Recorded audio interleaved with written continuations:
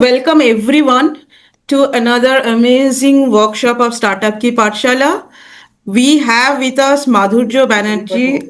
We lovingly called him Banjo. We all can call him Banjo, I believe. He is currently the Global Senior Director Marketing of Unilever. He has handled brands like Lifebuoy, Knorr, Pepsodent. He is fortunately, I met him in my college. He's 1 year senior to me. From college days, we all knew he's a god of marketing and branding, and here he is. By the way, Banjoda, I believe you remember I also sang a song for you during our freshers welcome. Yes, I do. Anyways, thank you, Banjo, for joining us from Singapore for finding a time for our community. And we also have Arun with us. We all know he's the founder of the B Group. He's a serial entrepreneur. He himself is a big investor, and he also is one of the biggest motivation which for me, Prasanna and Prabhat to continue with this workshop. As a ritual, we ask Arun that what is your expectation from this workshop. So the question is with you, Arun. Arun, what is your expectation from this workshop? If you can say two lines on that. To learn from the man who was like seen it all and done it all. I mean, my expectation is just to understand the dynamics of marketing, learn the tricks of the trade, and there could be some, I mean, vital points. If Dada can like explain those, I definitely feel that will help all of us in BE. And since we, most of us are like either entrepreneurs or budding entrepreneurs, these few lines which would come from the wealth of wisdom and experiences, they ought to add a lot of value to all of us. Okay. Thank you, Arun. So now, Banjo, let's start with our, conversation. Sure. Banjo, most startups are founder led, and obviously they should be also. But here we have seen, there are many CAs, who are launching snacks brands. There are many engineers who are building, beauty startups. There are many engineers who are into, product marketing, etc. So being an engineer or being coming from a different profession, they are juggling, product, operations, finance, and they need to do everything. So so you mentioned that there is a science behind branding. So what is that science, and how do this kind of founders, can crack that equation? So without any, having a formal training or a dedicated marketing team. So that is my first question to you. Okay. So this might be slightly long drawn because this is an interesting question to answer. So let me try to simplify it. I think, yes, marketing is absolutely science. Everything that we are doing is based on one form of science to the other. So if I'm thinking in my head, what are the basic scientific streams that we need on a daily basis in our job? The first comes consumer behavior, which is rooted in psychology. So unless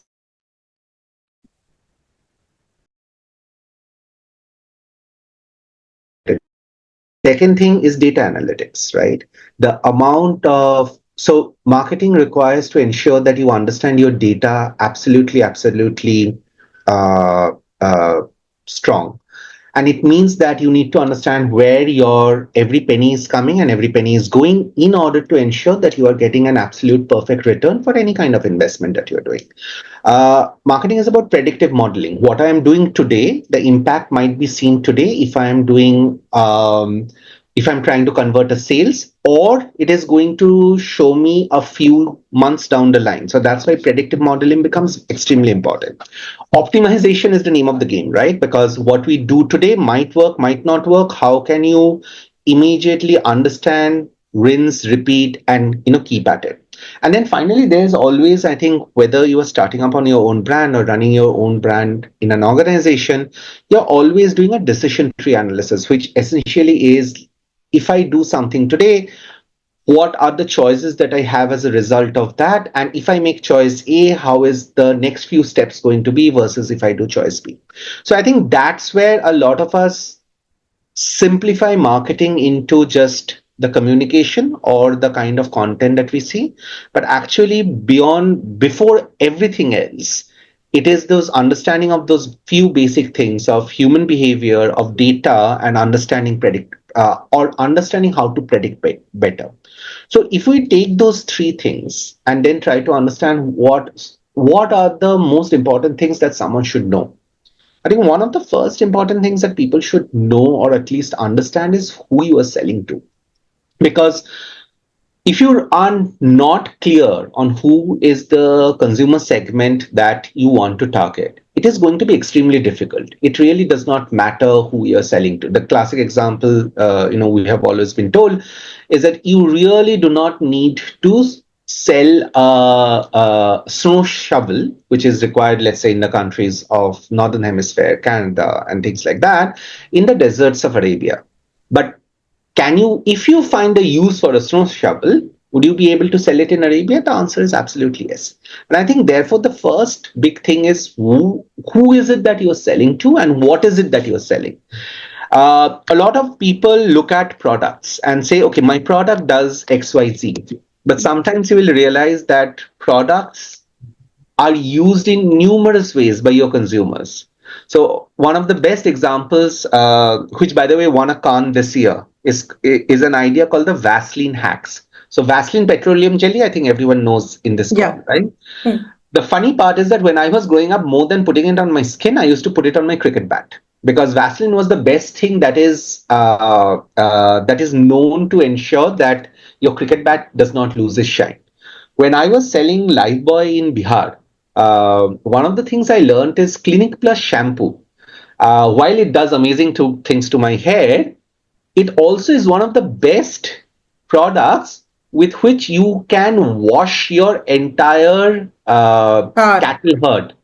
Card Cattle. comes later. Like I'm in Bihar, remember? So card is slightly. I'm selling Lifebuoy in rural Bihar, and I get to know that Clinic Plus is used to clean all the cows that the farmer has. So the quote I still remember was that, "Sir, ये भैंसे के लिए बहुत अच्छा होता है." And I think I'll never forget that on the usage of the product that you're seeing.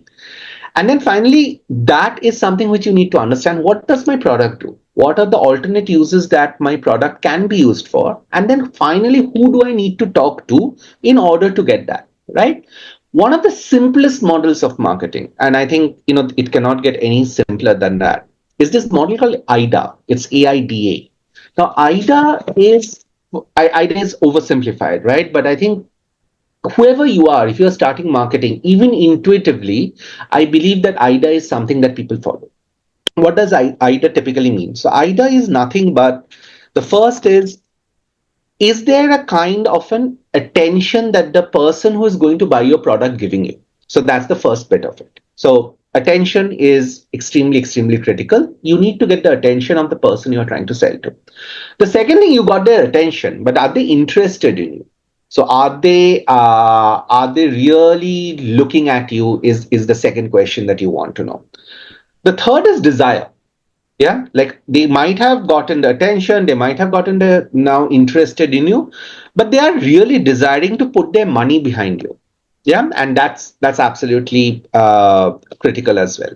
And then final and the most important part where everything falls apart is action.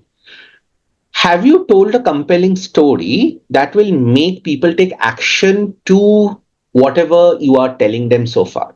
So this model, and then it's a repeat, right? So AIDA allows us to keep on telling people from a very basic stuff. Look at me, be interested in me, really want to have me in your life, and finally take an action to have me in your life, right?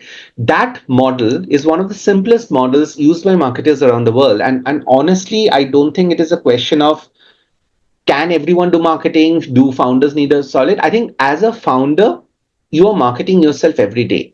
You're marketing to your investors, you're marketing to your employees, you're marketing to your co-founder. So I think at a very human level, marketing is something that has been ingrained in the human society. Sales and marketing is a very human trait, right?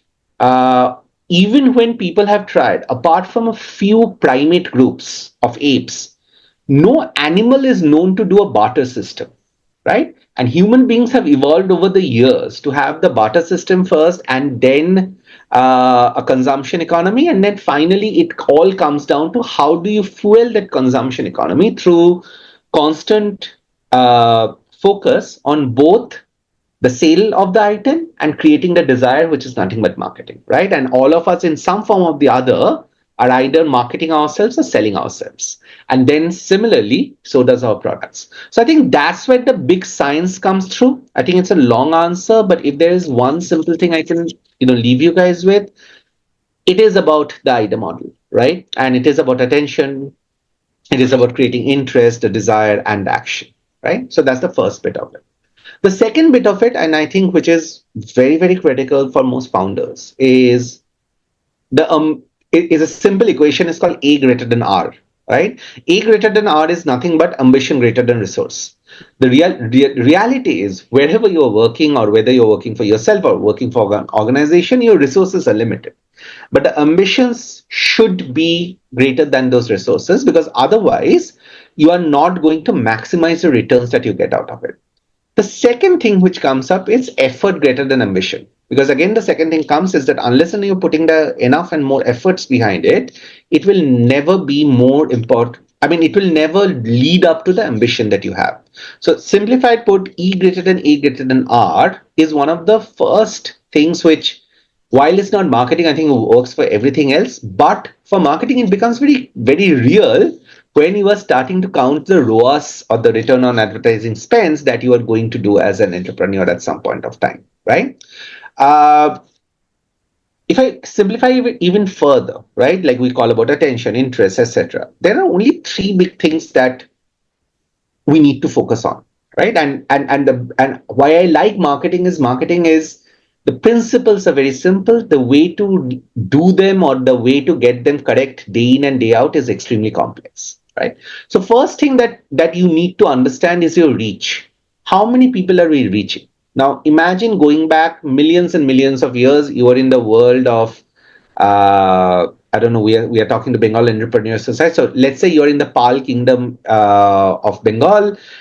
You are in a city called Gaur, and then the king wants to tell you something. The only option that the king has to tell you something is to send out this legions of people, one of whom bangs a dhol, or some kind of a of an instrument, and the other guy who has a huge loud voice is shouting out the messages, right? So that is the first big kind of reach that you can get.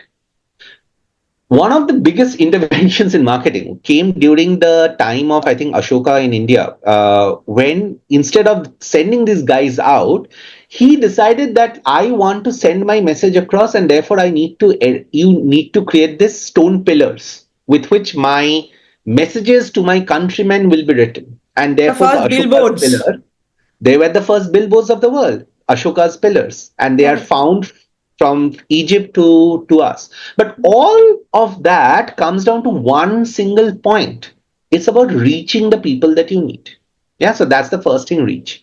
The second thing is frequency. Now you are reaching someone, you are here, let's say, a lot of people have been reached in order to come and hear me speak to you, Tanya. They have been reached, but then what I say today, they might forget, and which is why technology gives us recording capabilities, right? Yeah. The second point, therefore, is frequency, right? Science says that any message which is not repeated to you typically will be lost. Yeah. So the frequency is varies depending on category, but let's say it is between 4 to 6, right? So how many times the people you have reached are hearing your message is an absolutely critical thing. Yeah. So a lot of brands do this. They try to get into IPL. They have outstanding high reach, but then they forget that the message needs to be repeated. Because if you are not repeating that message, nobody cares about you, right? Nobody cares to think about you. A human being has the attention span as of today as high as a goldfish, and a goldfish has an attention span of around 3.5 seconds. That's the first problem. Second problem is all of us have 24 hours in our lives which are spent in doing things we love. So one of the most important thing is that the time people are putting in order to think about your product is absolutely in the scale of 0 to 5 milliseconds, and that to probably if they need you. So in that world, and I'm not saying that to scare anyone, but in that world, if you are not constantly reminding that small group of people that you have reached that they need to remember you, they need to buy you, it's not worth it. And then comes the fact, so what we end up with a metric which is called top of mind recall. Any category in the world. So, for example, if you're going to buy toothpaste, at this point of time, depending on your life stage, you probably know three toothpaste in this world. You know Close Up, you know Pepsodent, and you know, let's say Colgate, right? If you are a Dabur, your first task is to get into this mental set of people apparently wanting to even buy you. So people know they want to buy a toothpaste. When they go to the shelf or when they're ordering on Blinkit or when they're ordering anywhere else, their brain will tell them these are the three brands you know. Is there anything that you really like amongst them? The brain automatically makes the decision, right? And therefore, one of the jobs that we need to do is constantly ensure how do you enter this decision making process of consumers, and that's where conversion comes in. What is the message that you are going to give a consumer which makes sure that they convert to your product? And then the Madhurja, final one oh, which comes sorry. up is repeat. Uh, You might. Banjo, I have a question here. I'm Yes, just interrupting you. sure. Given you talked about reach, attention, and repeat, and so, and you are talking about brands like Colgate, Dabur, and Pepsodent. Okay, people or organizations or corporations who has a big data scientist, engine, data insights engine. They have a big distribution team. They have a separate marketing team to structure, to roll out, everything is in place. So, how does a startup founder, somebody who is aspiring probably to enter this space of, oral care, will enter? What is your suggestion for the startup founders who is aiming to get into a space which is already ruled by the biggies? How do they get in? How do they enter? Or do you have an example who has already, in some markets you are seeing that regional players or mini players are entering your markets. So if you can give some example on that. Absolutely. So look, the principles remain the same. Whether you're a big person or a small, it's like physics. Physics does not change as to the question who is working, right? So Yes. marketing is similar. That's why I believe marketing is science. I think so. Let me give you two examples, and I will give you one example from Bengal itself. So this is 1930s. All the rich Bengalis who are super well educated, doing extremely well under the British rule, buying all the foreign imported products from London. And there is this one gentleman called Gauramohan Datta who decides to say that I will suddenly give people a product that works for them and for their skin, and I will make it in India, right? And that is how Borolin was born, right? So I think the first important thing what you need to understand is the power of the idea that you have. Because if you are willing to disrupt a category, you need to have a product that creates an impact in the category. Now, the impact can be in multiple formats. Either you have a great product, right? If you have a great product, of course, your story is much more easier to understand, and then you become a great product. The second thing is that you signal through pricing. Either you signal that you are super premium by charging it premium, or you play on value by beating everyone at cost. The third lever you can probably use is saying that, look, all I want to do is find a niche segment of population who will be my core cohort. So let me give you an example of another brand, and this is not from India pre-Indian independence. It is a brand called Liquid Death. Liquid Death went ahead and started selling water, but they started selling water in cans that look like Metallica's t-shirt. And if you listen to rock, you will understand what Metallica t-shirts look like, right? So they started selling water in a can. Now, water in a can will cost significantly more than any other thing. So in the crowded water scenario, suddenly there were two differentiated brands.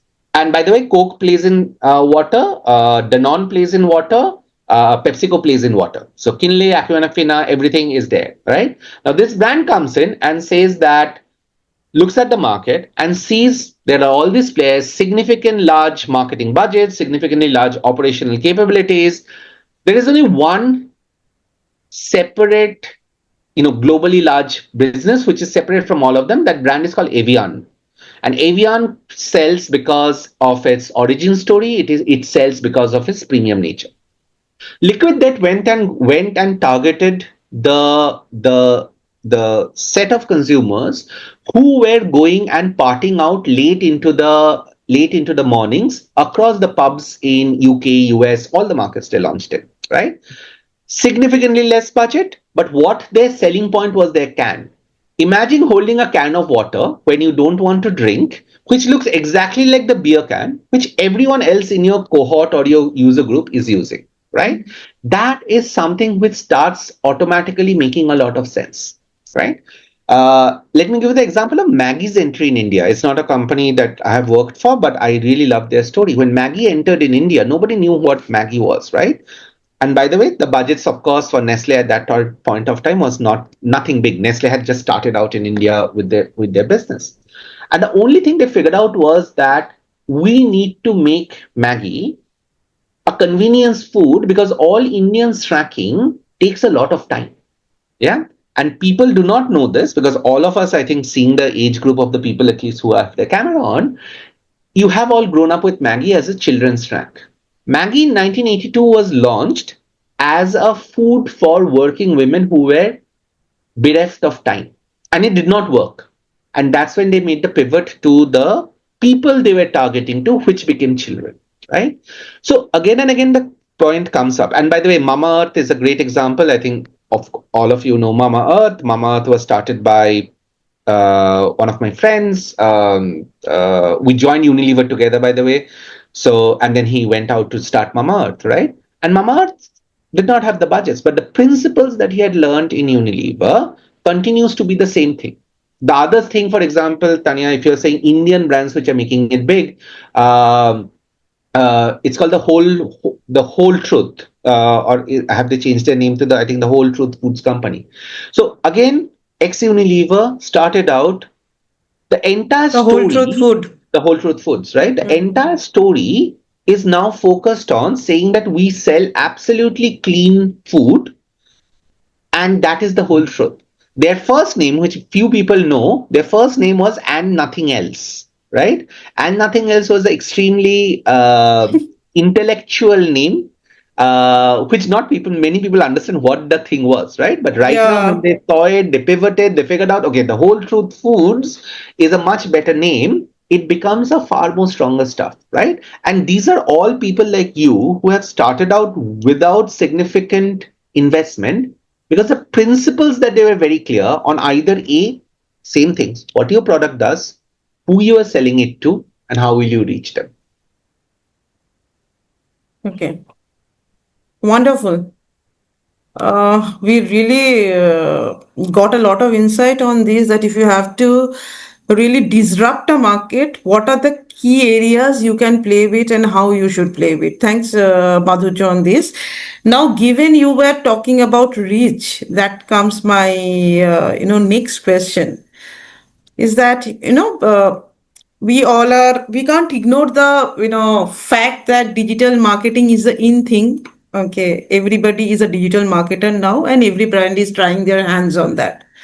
Now when I think from a startup perspective, obviously it's easy. You don't need a big budget. In 5,000 rupees also you can launch a campaign, you can reach to thousands and even lakhs of people, and you can sell your product on that. So what is your take on that? And what is Unilever's strategy? How do they allocate funds, or how do they allocate manpower on digital marketing as such? This will be my next question. Okay, so there are a couple of things. I think digital marketing is a part of marketing. Yeah, what we Yes, call the marketing mix. yes, yes.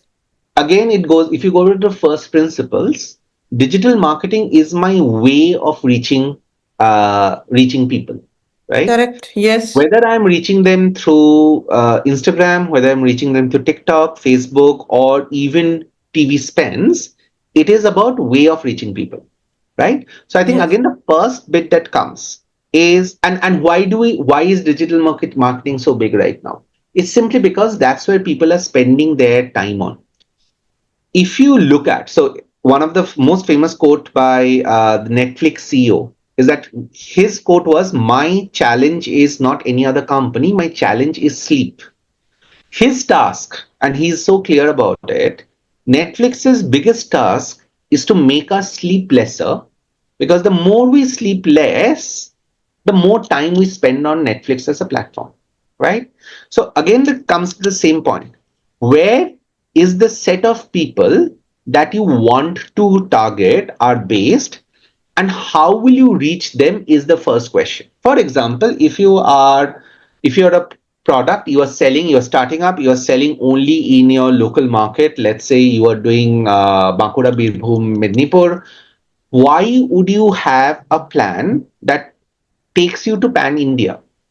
Importantly, why will you have a plan that takes you pan Bengal, right?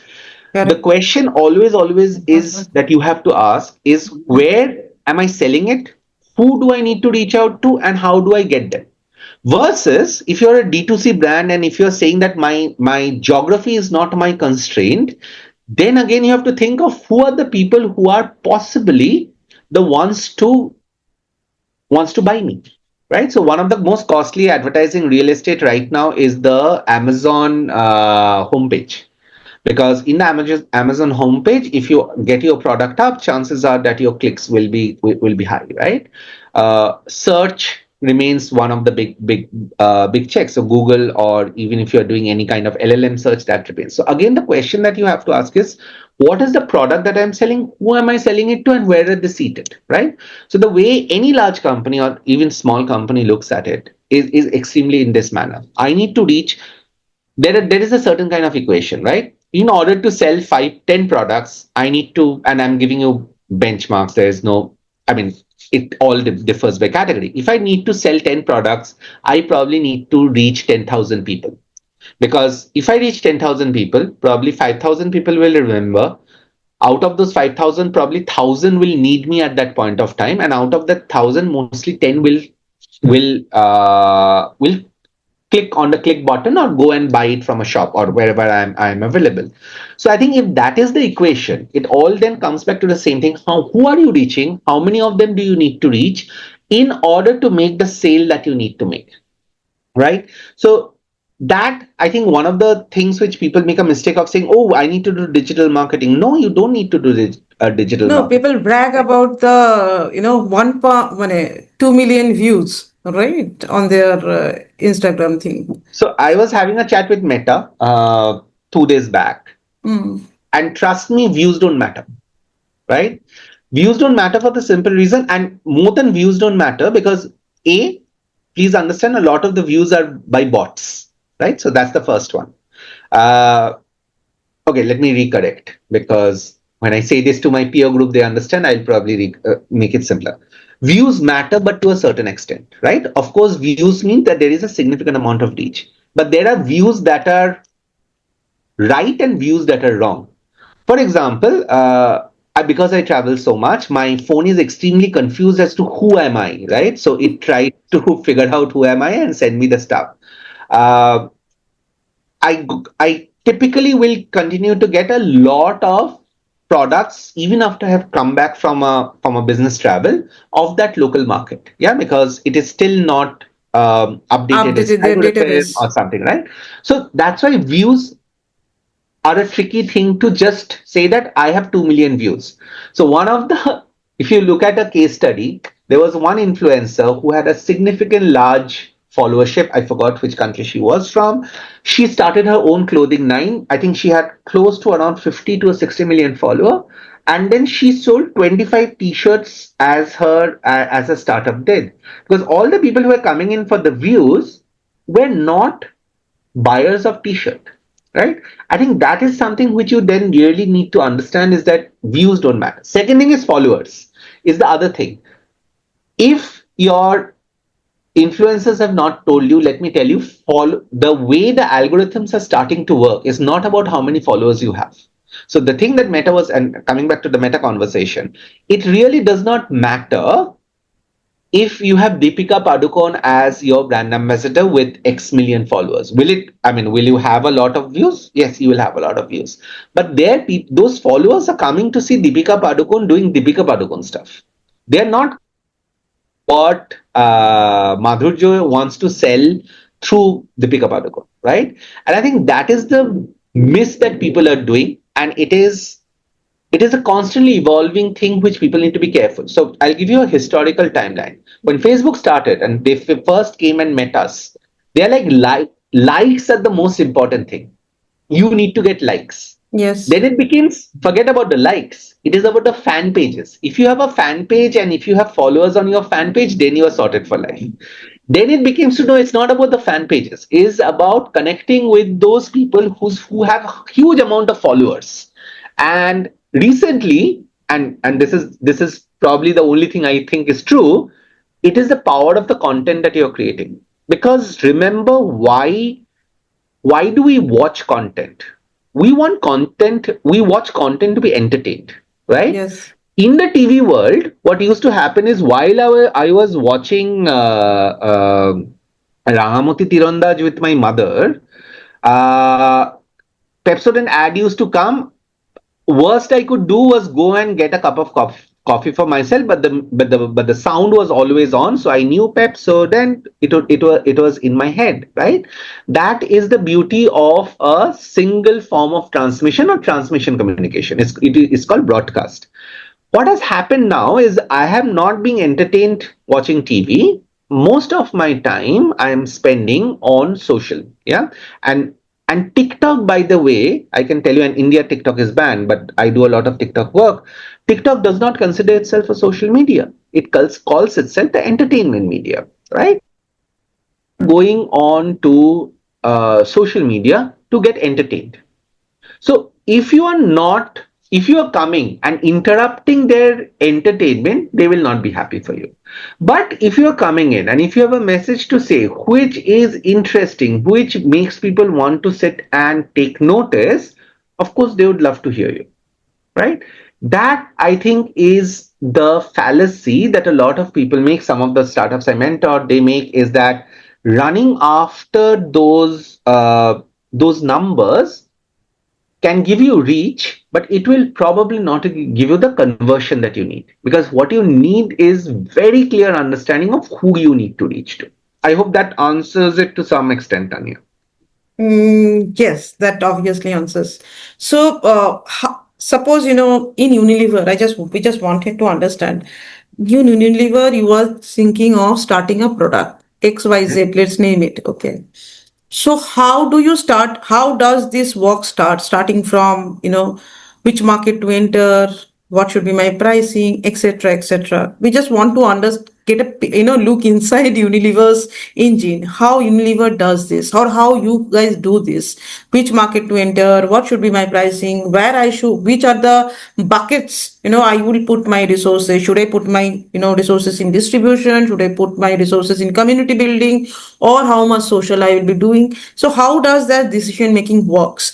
What I'm trying to conclude here is that what are the things a startup founder or a startup or a team of people who are working in the startup would require to launch a product.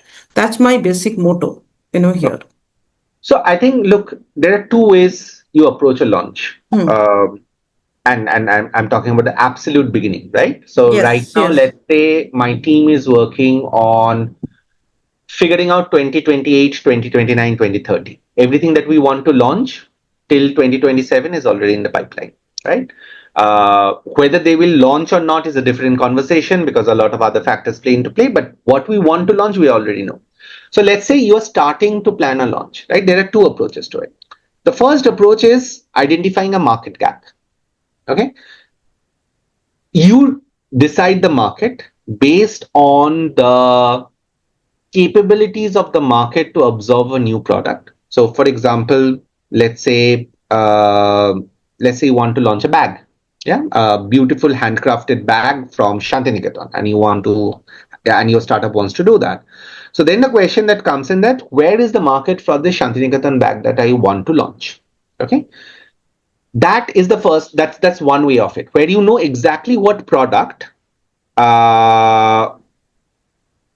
what is the product that I'm trying to sell, and what does it do. So when, for example, my R&D team comes and tells me, Banjo, I've got this great idea for this toothpaste, which will probably not only take care of cavities but almost give you fangs like Dracula, then the first thing that I need to figure out, who in this world would want fangs like Dracula, right? So that's the starting point of knowing very well what the hell does your product does, and then finding an audience, community, market to figure that out. Yeah, so that's number one. Second is a lot of our day jobs, which is basically saying that the market needs an empty point. Yeah, so let's put it this way. Apple Watch was one of the first famous watches to launch, right? And which is a digital watch. It costs a lot, significant. It's almost like a medium luxury product. So then a lot of the brands, especially out of China, said, how do I ensure that there is clearly a market of things like Apple at the base, and there are markets like we can go even higher or we can go lower. So then the question starts happening is, do we want to go higher than the market incumbents? Do you want to go lower than the marketing incumbents? And whichever direction we choose, what does it need for my product to have? And then you start making that product. Yeah. So I'll give you a classic example before even Apple came and when it was Nokia's heyday. Um, let's take Micromax and I don't know how many of you remember Micromax, but let's take Micromax and let's take a brand called Vertu, right? So Nokia was around 70% of the market business. Vertu was a company which started and said, I will make super luxury phones. And Nokia finally bought Vertu, I think, or it was a startup within Nokia. I don't exactly remember, but ultimately it went to Nokia. So Vertu's entire thing was that I will give you a phone, but this phone will have crystals and diamonds and I don't know what, right? Because phone had become a fashion statement. So Vertu became the phone that celebrities wanted to carry on their red carpet, right? And they didn't need to sell 20,000 of them. They needed to sell only 200 of them in order to make their money and profits, right? That is the first, that's when you go to the top. Micromax said, I will give you the same feel, touch, etc. as a BlackBerry does, and BlackBerry was out of reach for most Indians. But they said, I will give you a BlackBerry at an Indian price, right? And that's what made Micromax such a huge name in India during the early 2000s, late 2000s, right? So that is the second way where you start entering, thinking about, do I see a gap in the market? And is there a way I can enter that gap, right? That is one of the big questions. So India, for example, one of the gaps that we always keep on seeing is food. Indian food is still organically, no, I'm sorry, organic in a different way. Indian food is not A, industrialized, B, branded. 90% or 80% of the Indian food industry is still loose, which is sold in your market, in your neighborhood stores, or by a brand that is very, very local. Is there a place for anyone to make a significant difference in that particular food? The answer is absolutely yes, right? So I think that is the kind of question that you have. One of the things, for example, and because we were talking about food, there is no right By or the way, wrong we to have start. many food startups here. Arun himself is one of the big thing. Yeah. Yeah. Anyways, please So continue. yeah. Sorry. So one of the things, like, and I think if you're working food, you will obviously know about Licious, right? Licious Yeah. saw that the issue was that the hygiene of all the butcheries and the chicken things in India was always a suspect. So they went into the entire thing of, okay, we will provide hygienic meat, right? And that's a great story to say. The struggle they always will have, at least till Indians completely change their behavior, the freshness will always be a question. Yes. Like even today, my dad loves to go and buy his patha from the guy he has brought the mutton for the last, I don't know, 40 years. And they know each other, they have trust. even if the place is And he not the most knows that he will get the hygienic, kochi patha. and he will get know his kochi pantha with mete. So all of that works. Now the point is that a challenge that you are willing to solve? The answer is yes, you can do. Like, so that's the thing. So I think, just to bring everything together, if you're trying to start and you think, so there are two things you need to absolutely have. First is the product market fit. What product and which market, and are they in synergy, right? Now obviously there are amazing entrepreneurs in this world who create markets for their own. Yeah, and the greatest example is the guy who created Red Bull. He found Red Bull while doing a backpacking trek in Southeast Asia, saw this brand called Red Bull, with, which is supposed to be an energy drink, tastes like hell, and then he completely transformed it into an energy drink in Europe, right? Completely bootstrapped in their beginning, but that was the niche that he found out, saying that, look, this is what I want to do. Since then till today, no one has been able to break that strength of Red Bull. Monster Yes. tried. What did Monster do? Right? Monster said, you Red Bulls are cans like this. Our differentiation will be, we will have cans that are 2x the size of Red Bull and will be even more gritty than Red Bull. Red Bull are two bulls fighting each other. We are a monster, right? So that was the Monster playbook. Come enter PepsiCo's biggest success in the last few years is Sting. Because PepsiCo says, I don't want to leave. Nobody is buying Pepsi anymore, like colas anymore. But people are wanting to buy Red Bull. I see a huge amount of profit if I can sell Sting at 20 versus Red Bull's 150 can. And Sting probably is one of the biggest successes of PepsiCo in recent years in India. Right? Okay. So those are the kind of stuff which you need. So, but that, I'm sure there will be many people who will figure out that one new space which has not been identified yet. But for everyone else, all that we need to keep on finding out is the product and the market and the product market fit. Okay. There are many questions here in the group. So, I will just ask the last questions here. Sure. Okay. So, everybody is talking about India's next wave, everybody is talking about the tier two and the tier three, and obviously the rural consumers. It's a big market there. But how could startups, think about, reaching those consumers? First of all, my question is whether Unilever has been able to tap into the rural India or not. Number one, what are the strategies they have, and can a startup really tap into the rural consumers? Should they dream of getting into that rural segment? I think it's a great question. So there are a couple of answers to that. So first of all, yes, HUL's might in India and the fact that it has been historically a very, very for India by Indians company. Yeah. Rural has always been a part of the DNA, right? I have done sales in bullock carts across the length and breadth of India. There are people who have done the same as well, earlier and later than me, right? So the first thing, I think what has happened, there are two things that have happened. When you say reach, there are two ways to look at reach. First is reaching a consumer in rural India or tier 2, tier 3 is easier than it ever was, right? When I started my career, I still was one of the probably the last brand managers to sign off wall painting visuals, right? Because the only way to reach some of the very deep rural areas was through wall paintings, right? Remember that Ashoka's edicts were still ongoing when I had started my journey in marketing. That has completely gone away. Anyone can reach anyone wherever they are. YouTube's significant revenue or watch time comes today from rural India, right? So the digital revolution that India has seen, with one of the lowest per GB cost of data that India enjoys at this point of time, the rural entry of that barrier of entry is completely gone when you are talking about reaching a consumer.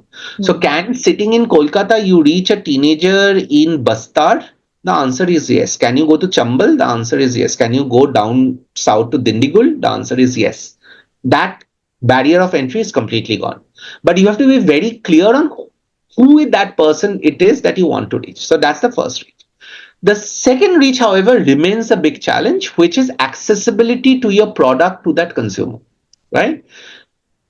One of the things which works is how will you reach your product, and again whatever your product is, how will you get that product to the consumer in the cornermost parts of India. Yeah, so one of the things you will see both Amazon and Flipkart do very well, and by the way, one of the reasons why US postal services are all profitable is because Indian postal service reaches everywhere, right? So the question, that's the only one reach medium as of today of physical products, which is Yes. unparalleled, right? Indian Yes. postal services will reach everywhere. Now the Yes. question is, what is your product and how do you want that product to reach the consumer that you want to reach, right? So that's the first check that you need to do, because logistics becomes a problem. And the second thing that needs to happen is that, does your product require a supply chain that, because you said a lot of food entrepreneurs are on this, does your supply chain allow you to send it to a set of consumers who are in rural? Yeah, so that I think is the second point. And the third point, which is a reality and which you will have to figure out, is, do you believe that the cost that you are charging for your product is going to be acceptable to the consumer you are selling it to? India is one of the most value conscious marketers, right? One of the best True. advertisements Maruti had ever done in their lives. I think there was a campaign, please, it's on YouTube, please have a look at it. It's called Kitna Deti Hai. So there is the advertisement goes something like this. There is NASA is showcasing a huge spaceship that is supposed to take men to the moon and back. And then an Indian group of tourists are clicking pictures. And then one of them asks, Kitna deti hai? Because that entire idea of understanding what the value of a product is India is one of the highest in the world to understand value.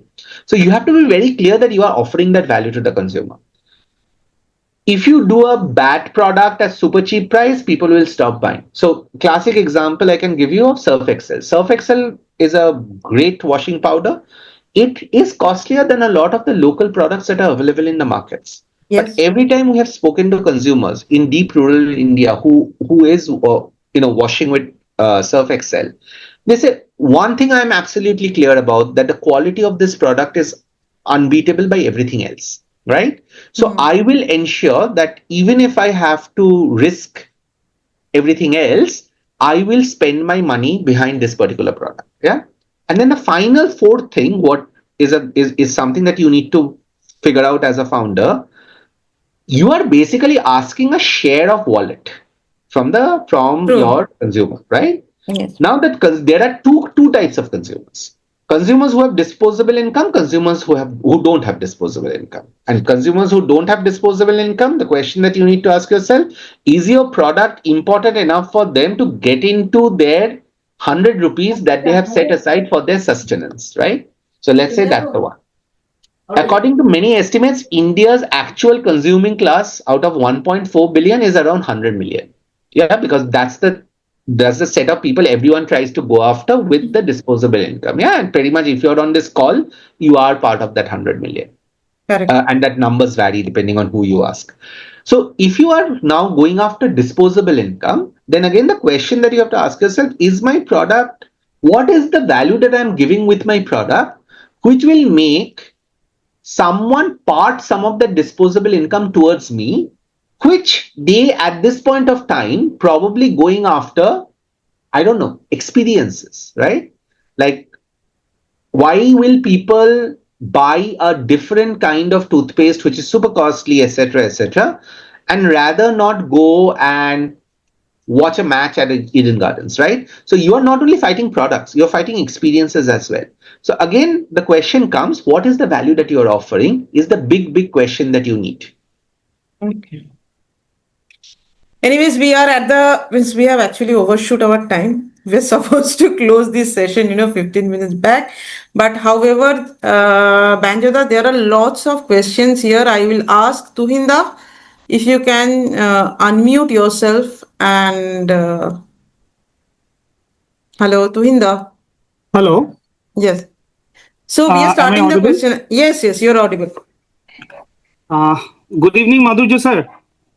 Please don't call me sir. That makes me feel very old. Acha, Madhurjo, it Madhurjo was will a be very good. wonderful session, and I already told Prabhat and Tanyadi that I will definitely be attending, and this is for the first time. Not only me, one of my team member who is yet to start his career in sales per se, attending with me. I was expecting a few questions from him, so it's okay. So you have already answered the question what I have already raised. I am actually industrial salesperson. Presently started working with herbal personal care product and working since last 3-4 years. So the question is, like you mentioned, the Deepika Padukone case study. Like in this age of digital marketing, like putting Deepika Padukone or any influencer as a motivator, that doesn't result in conversion per se. Like it might increase visibility or reach and must not ensure conversion.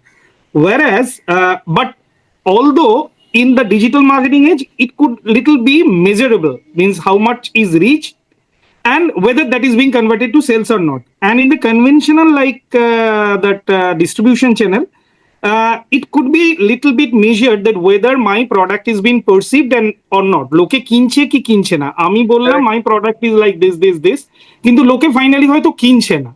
তো এই জায়গাতে how I just want to know from your worst experience how this is being measured. Like এই যে আপনি বারবার যেটা বলছেন, which is exactly the idea, the whether there is a value, whether there is a perfect need, whether this is it is absolutely a product market fit.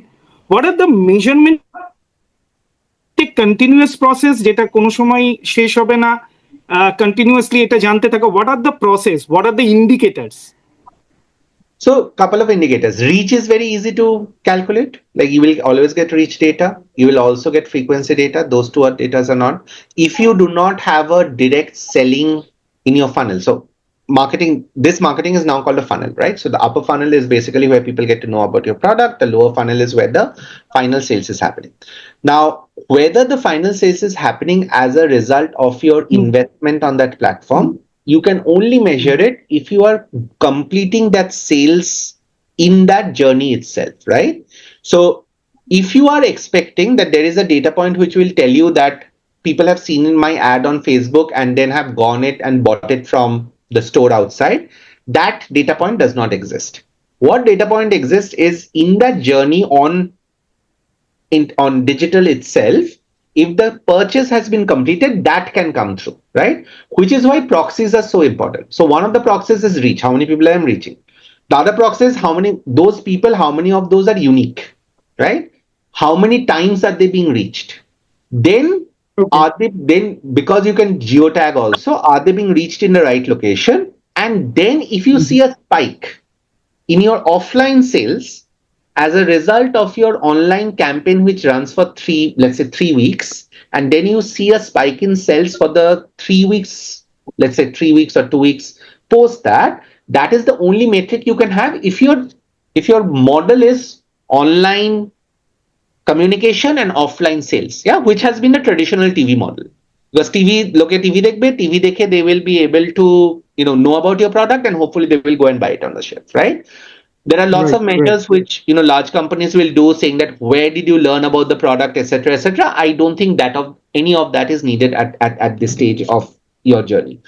The other thing, if you're doing online sales, that is much easier. For example, if you run an online clothes boutique, people have seen it, you have a buy now button at the end, people have clicked on it and come to your website, then that is already something which you can do the journey, right? But the reality of life is, at this point of time, the two measures that everyone is looking at, one is called the click-through rate. How many people have actually bothered to press and pause and watch your ad? That's number one. The second is view-through rate. View-through rate is, the industry standard is 6 seconds because YouTube told us that people need to watch it for 6 seconds. So industry standard is view-through of 6. View-through of 6 seconds can be as low in some categories as 6%. And I have rarely seen something which cross like 20%. If something crosses, I get very excited, right? So these are the kinds of numbers. So imagine only 6 people out of the 100 who have viewed. First, click through. You have 100 people, out of which only 20 have probably clicked it. Yeah, so you should be very happy. Out of that 20, only 6%. So which is probably 1% or 2 people have actually viewed your ad for 6 seconds. Now Okay. that 2%, whether they're going and buying, is something that you will need to figure out. Which is why it always becomes difficult. So I'll tell you what I'm seeing right now. With the mad rush for going against views and reach and everything else, people are forgetting the basics of who is going to buy and what is needed to buy. When IPL came in, remember all those phone companies who just put ads on IPL? There have been instances when after the spending, giving the money behind IPL spots and Mahendra Singh Dhoni's contract cost, the startup has absolutely lost money. I think Carbon or one of Mm. those phone companies, I don't know which Yes. ones. And Dhoni took them to court saying, "Where the hell is my money?" So coming back to your original question, therefore, you will never be able, if your sales is offline, you'll never be able to match. You have to use proxies. If your sale is online, you will have very clear data on how many you are getting. And therefore, that's the reason why digital marketing, what it allows you to do is instant optimization. You are doing it for 1 month, you're seeing nothing happen. Second month, you have to get it right because otherwise, runways are short. Does that answer the question? Okay. Thank you, sir. So. The next question is from Gaurav Agarwal. Gaurav, will you please unmute yourself and ask the question to Yeah, Madhukar? I my question is first of all, thank you so much for organizing this wonderful session, guys, and all the insights were really good. So my question is around CXO hiring, which is in executive search space. So how do we brand this entire project? Because I have seen myself, the employer branding in Unilever plays a great role to attract top talent, but somebody who is getting into CXO hiring space, how do we brand the entire value proposition to the companies?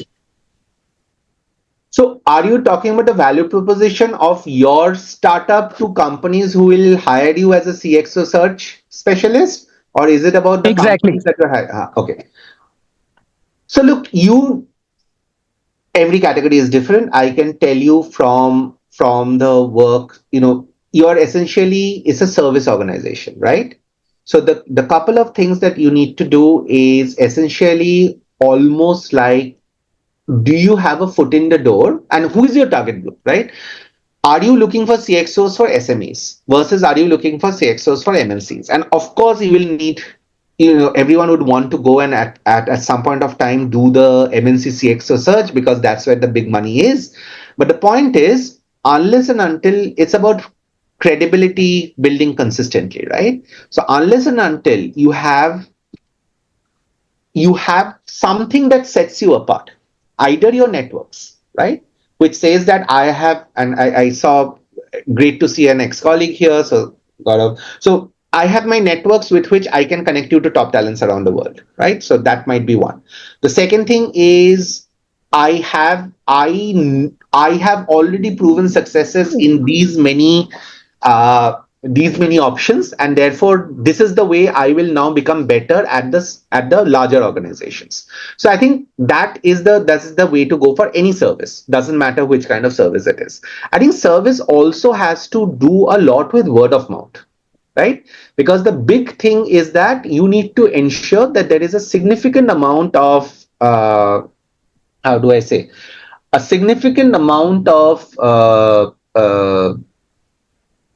joy into ensuring that the service that you're providing is unique and differentiated, right? Now, for example, one of the ways that I can think of is that, do you have on record at least a set of senior talent who you have reached out to in order to build your database? Because you are selling, at the end of the day, you are selling those people to the companies, right? So think about what is the niche that you want to play in. Like there are executive search firms who only specialize in uh, um, finance. So you can do it by your industry or that you want to go. There are ways you can say that I am an all-purpose firm and therefore I am very different. You can say I go at a ticket size of this. That is my specialty. So again, think about what the niche that you want to do, because service is about niche. It's not about building, like there are only very few global search firms, right? Most search firms are extremely local. So which then allows you to say what is the definition of your local and which is the ticket Got it. size that you are playing for. I Interesting. So, hope that helps. got it. Got it. So, a couple of things here. So, 1.5 months into the CXO hiring, and we are currently focusing on the family-owned legacy businesses. Yeah. Got close to 7 assignments, and we already closed 3 of them. Mostly we are playing in the segment of 35 lakhs to 2.5 crores. So No, that is great. one segment that we are playing. And as I said, we are since from Calcutta. And in terms of database, we have a database of 10,108 CXOs from, who have got the experience, because 65% plus companies are in the MSME space itself, right? Yeah. So we are mostly collecting those kind of database. I think, and it's a great thing because most of the companies that you're talking about, family-owned businesses in and around Calcutta, their current generation are actually setting up family offices and running those family offices based out of Singapore or Dubai or Cayman Islands, and they need CXOs to run their family businesses. So I think it's a great niche you have found. All the best. Most businesses in Thank you. India Thank you is so much. family businesses only at the end of the day. Yeah. Yeah. So next is Anindo. Anindo, hello. I believe you are there. Yeah, hi. Good Anindo has afternoon. raised two questions. Okay. So the last one is more of key a few examples who have already been to the rural markets, and the examples I have given are actually two BE members. First one is Prabhu Gandhi Kumarda. He is doing TBP like beverages in the Jiru and all those things on the 10-12 rupee thing. And another is Frozo, a brand from Guwahati by someone called Harsh Agarwal. Again, same like 10 rupee ka chips and beverage, all those market. So wanted Madhur point ki acha, like what he thinks about this thing. And another was more of fun question because we know that FMCG space is quite this M&A kind of friendly. So if Unilever Oral Care division, which Madhur leads, right, wants to acquire some D2C product down the line, what kind of product that way? Because I have seen, I think recently ITC have acquired Yoga Bar and all those things are happening. So if Unilever's oral care division is thinking of acquiring or down the line, right? So what kind of products a startup founder can build? Ki bhai, like there is someone whom I can pitch after a certain time for acquisition and things. So I think, look, the product. So the first question I did not understand on the Frozo question. So maybe you can ask me later, but let me answer the second question. The M&A process in Unilever is extremely super centralized. There are people who are tracking companies around the world. I get at every month a set of people who I am asked if I would like to talk about acquisition. Acquisition is not easy. We do few numbers, but we want them to ensure that they are super successful. So our last 3 acquisitions is Wild, skincare brand in UK, Dr. Squatch in the US, and in India, I think the last one we acquired was Minimalist, right? Now, if you want to see what kind of products Unilever, or let's say since you're in India, HUL wants to acquire, you should look at Minimalist. That is our latest acquisition. To be very honest, what kind of product I would want to acquire? A product that really delivers, a product that is based in science, because oral care is all about science. And by the way, I'm looking only from a Pepsodent point of view, right? And it has proven that the product delivers something which rest of the businesses cannot, or the rest of the existing brands cannot, right? So that is something which I think it's a standard process. But I think, remember, no company will acquire you because they like you or they are your friends, because at least not global organizations, because nobody is anyone's friend. Right. What will work is that whether they see a long runway for your product, right? And therefore, is there a significant benefit to the product that you are giving? The problem that we see is what most startups, at least from India, that I have seen, basically get the product from China and sell it to us as an innovation, right? Now, I have a full team in China. So if I need a product from China, I will get the product from China directly without having this Indian person as the middleman, right? So I think that's again is the question that you need to answer, is that what is the investments that you want to do in order to get a product that any company, leave aside Unilever, any company would want to pick up, right? And by the way, if you want to understand what are the kind of products global multinational companies pick up, crack, move, all these were Indian startups by an amazing, I think he's one of the best marketeers of India, a gentleman called Darshan Patel. He built that company Paras, and Paras was then sold to Reckitt. So that is the kind of products that people are really looking for. So if you look at FMCG acquisitions in India, Minimalist, of course, is the recent one, but the most classic one, and I think which is the biggest one so far in my head, only based on this amazing consumer insight and human insight that this gentleman, Mr. Patel, was able to get, was Paras. So look at Paras, look at their products. They found niches which global MNCs were not playing at, made a significantly large business about it. Reckitt could not, hold themselves. They bought them at significant multiple, if I remember. Okay, so we will quickly move to the next question. Next question is by Rahul. Rahul from Amal Farm. Rahul, would you please unmute yourself and talk about your product and your question? Hello. Rahul, are Hi. you there? Hi. Yes, I'm there. Hi. Thanks for such a wonderful session. Rahul, And just 1 second. There is the Singapore National Day is coming. There are lots of jets flying around. Give me one. yeah, Yes, please go ahead.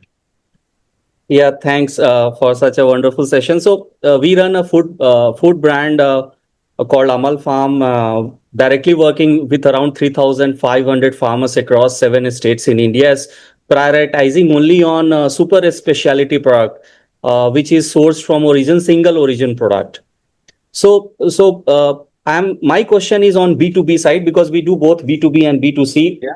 So mostly the B2B market is run on credit models, right? I Yes. mean, they ask 45 days to 60 days credit. Yes. And as a bootstrap company, we have been running successfully and profitably bootstrapping.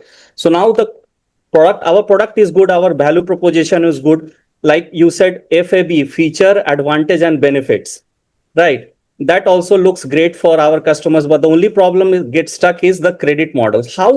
What is your pointers? I mean, how do we crack this code so that the people trust us, and without having credit model linked to that, we can do business? So first of all, nobody should trust you. And I'm being very blunt here. Why will anyone trust you? Think about it from the buyer of that B2B organization, right? Sorry, let's say the retail organization. You are going to Reliance Megamart. That buyer sees 20,000 applications in different things. They are not at an incentive to stock the product.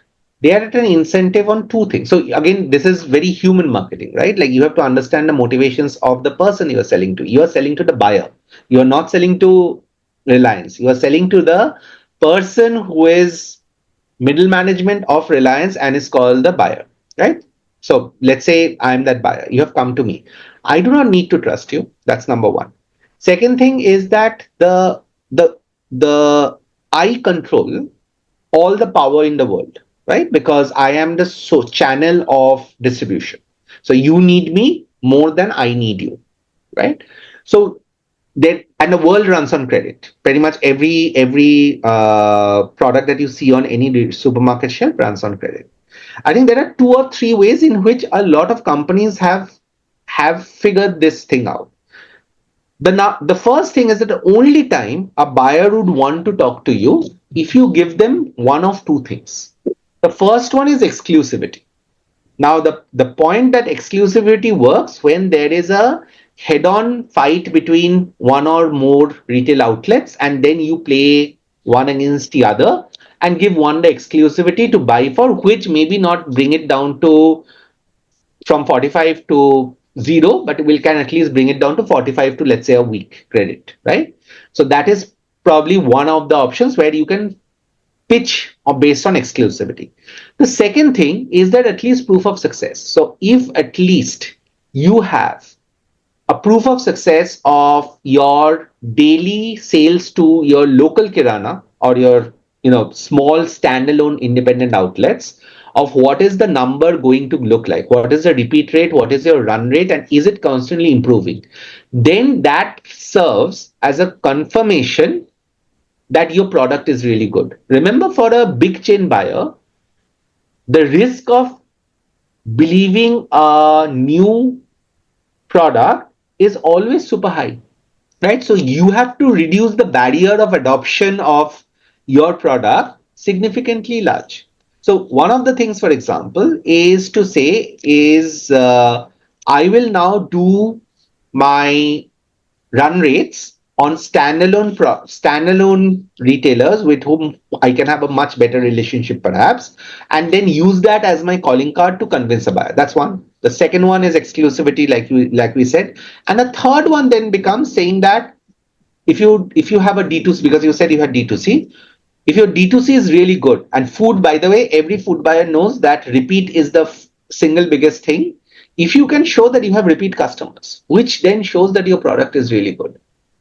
India, with a 1.4 billion company, turnover matters much less at a starting point than repeat.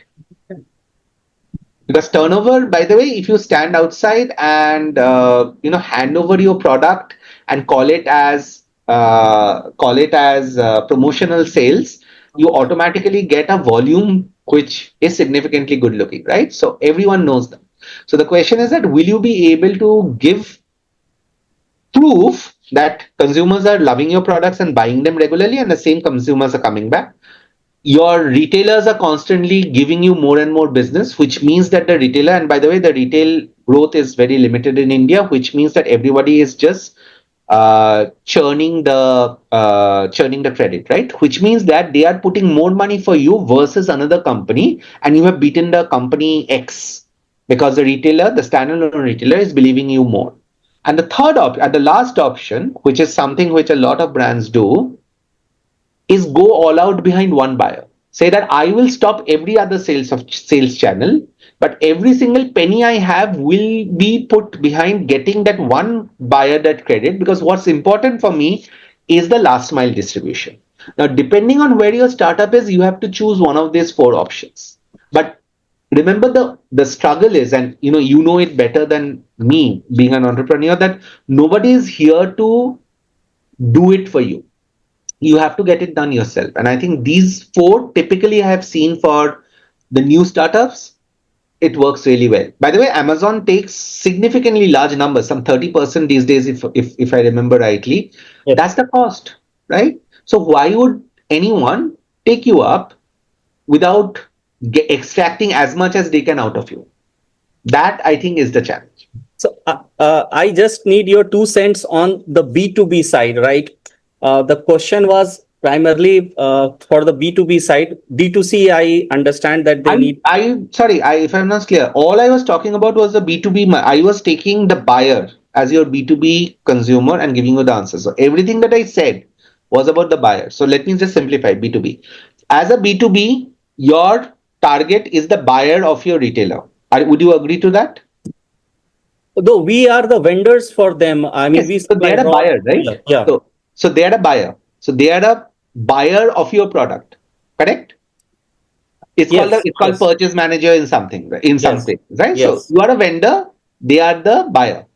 The buyer is not interested in you, because what are you getting out of, what is he or she getting out of you? So that's why the four things that you can do is, number one, try to convince the buyer saying that, look, this is my repeat rate in my D2C world, which shows that my product has higher repeat rates than anything. The product is outstandingly good. The second option is that my retail stores, standalone retail stores that I sell to, if you do, they have been increasing their run rates with me for the last 4 years, again proving that I am a risk worth taking. Yeah, because this person is taking a risk on you. The third thing to go to that buyer and say is that, look, the one thing that I can offer you is exclusivity. No one in this entire place around your stores will have access to this particular product. Only you are the sole thing, and I will make sure enough advertisement is done in order to come for people to come and pick it up for your product. Because the first thing that a buyer will ask is that, how will people know that your product is available on my shelf? Right? So what is the marketing investment that you are doing? And you might say that I am taking all my digital investment out. I will put them in planogram in your stores in order to make it happen. And then the fourth one, which was the last bit which I said, is that you then try to, look at it saying that everything else aside, all I am doing is I will cut down on every other channel of sales to focus on this one person, because I believe that person's distribution network is critical for my success. So all the savings that you get from not doing your digital marketing or not doing your other retail sales, you put behind this guy and see if you can match the terms of trade. So B2B is hard business. Yeah. There has to be a very clear value proposition for the buyer. The only person who is critical in your life is the buyer, or if you know the buyer's boss, but that is not marketing, that is personal connection. So I'll separate out from that. Thank you I so hope that much. answers your questions, Rahul, because Thank you. I genuinely tried to answer it from the buyer's point of view. Yeah. Thank you so much. And I'll give you a classic example. When COVID was happening, when Unilever was almost giving away sanitizers to people and to offices, etc., even then the buyers had a question saying that, why can't you lower your prices even more? Because the buyers' KPI was that they have reduced prices by 20%. Even during the height of COVID. So Yes. the buyers of Indian retail are some of the most, they understand dhanda better than any people I have seen. So you have to be very clear what is your value proposition that works for them, not for their company, not for anyone else, for them. Yeah, it's a man-to-man relation. It's a man-to-man. Thank you so much. Thank you. The next from Nidhi, who has already posted in the group that she is taking notes, from this lecture. So Nidhi, if you can, please raise your question. Yes, I thank you, sir, for your insightful conversation. It was really helpful. I have two questions. One, I want to understand minimalistic is one of the change of skincare brand, and it has controlled pricing, unlike ordinary has. Ordinary has a way extreme pricing. So, how did the entire acquirement thing happen with minimalist?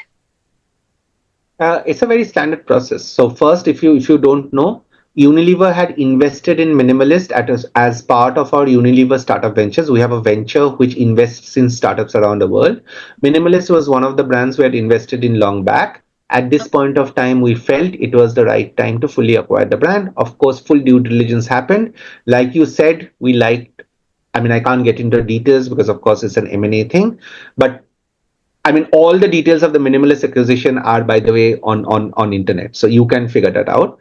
The process, if you are asking about the process, it is about the due diligence. It is about understanding the EBITDA, the ROAS, the run rates of the sales. Those details are checked always before making a final judgment. And more importantly, what is the potential we see in the long term? So long-term potential is one of the biggest things in any acquisition around the world, because anyone who is putting the money has to convince the board that in the next few years, the money that has been put in will pay itself back and more. Okay. Another one, I had a question. I'm into mental wellness space. So I believe it's the talk of the town, or you can say the country right now.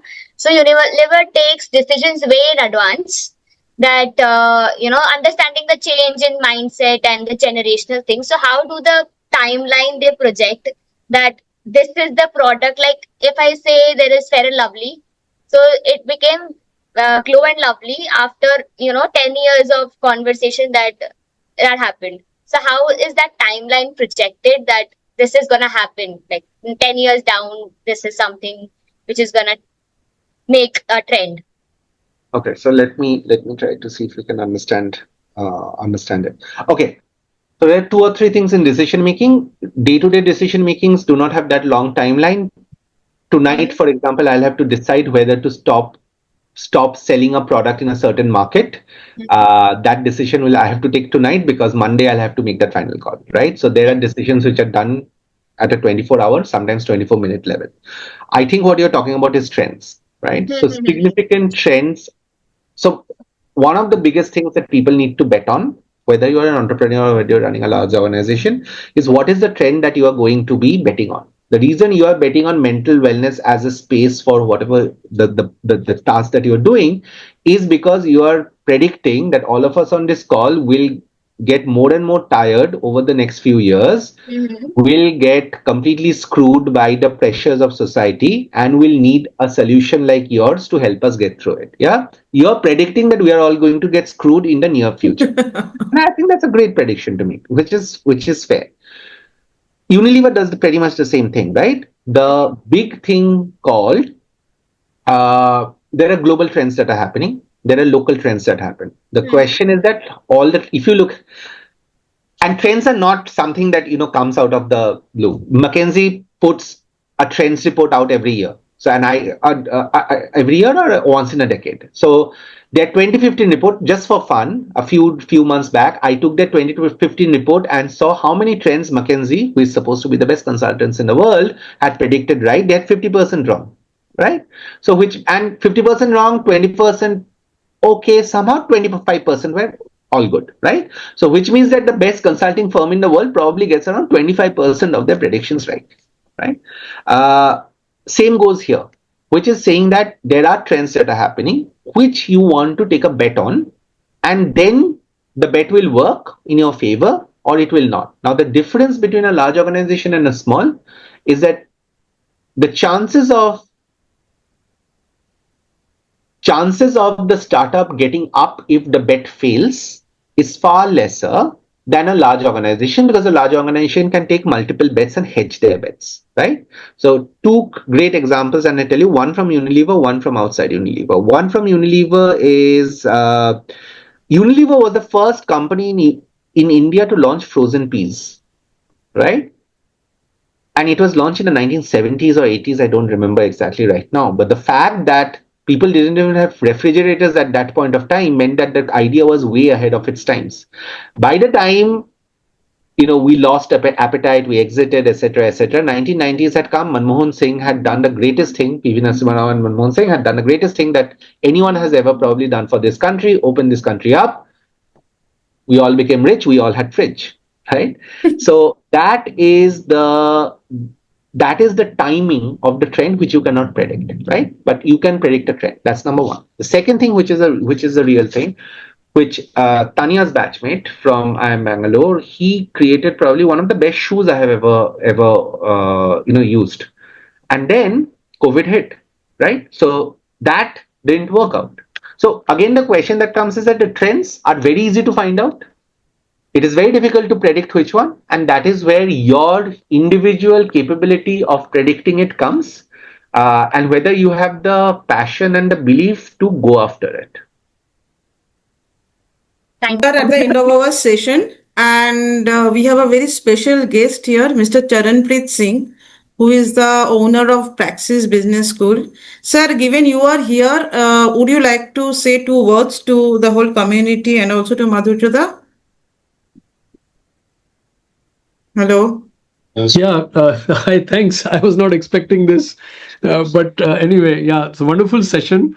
Actually, I teach brand management at a couple of institutes as well, including IIM Udaipur. And I can only say that teaching is far easier than actually doing. When I realized when I started the B school, so all the ideas that you put across, starting with AIDA right up to diaspora marketing. I think the takeaway sentence from your entire session was that marketing ideas are simple, branding ideas are simple. It's the execution which is tough, and you have to be really, really smart, and you have to have a very good team to do that. Thank you very much for spending time with us.